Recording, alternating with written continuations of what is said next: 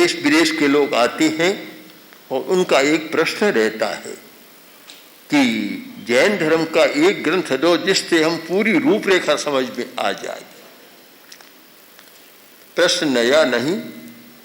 जब सन 74 में भगवान महावीर की 25वीं निर्वाण शताब्दी मनाई गई, उससे कुछ पहले ही जब योजना चल रही थी तो विनोबा जी का एक आया था और वही जिज्ञासा विनोबा जी की आई थी कि एक ग्रंथ मुझे चाहिए। जैसे गीता है, धम्मपद है, वैसे जैनों का भी एक ग्रंथ मुझे चाहिए। उनका बहुत आग्रह था इस बात को लेकर और इस पर हम लोगों ने विचार भी किया।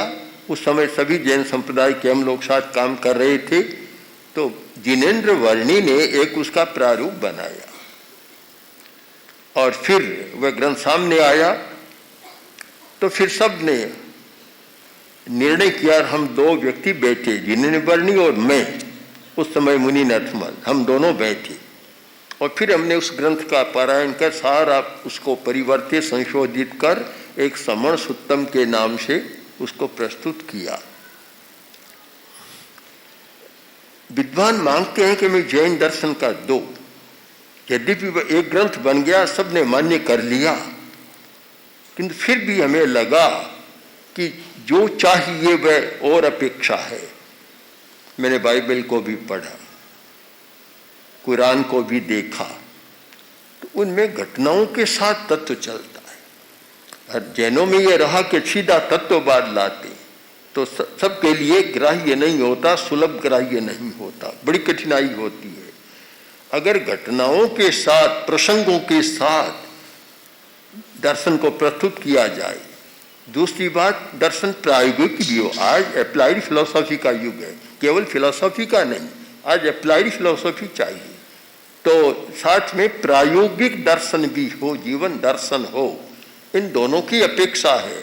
तो जनता की मांग और अपेक्षा और कैसे हम सरल सहज संवादात्मक शैली, कहीं प्रश्नोत्तर, कहीं घटना, कहीं जीवन प्रसंग, इन माध्यमों से हम कैसे प्रस्तुत कर सके।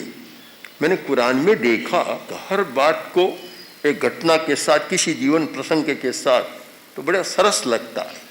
बाइबल में भी ऐसा बहुत है, किंतु जैन लोग तत्ववादी ज्यादा रहे और तात्विक चर्चा में ही ज्यादा उन्होंने महत्व दिया और इसीलिए वह दूसरों के लिए, सामान्य पाठक के लिए कुछ दुर्गम और दुर्बोध भी बन गया। इन सारी समस्याओं को ध्यान में रखकर और हमने एक ये कल्पना की कि ऐसा हो जिसमें सहजता के साथ प्रवेश करे, गंभीरता तक पहुंच जाए, व्यवहार नय का प्रवेश और निश्चय नय तक पहुंच जाए।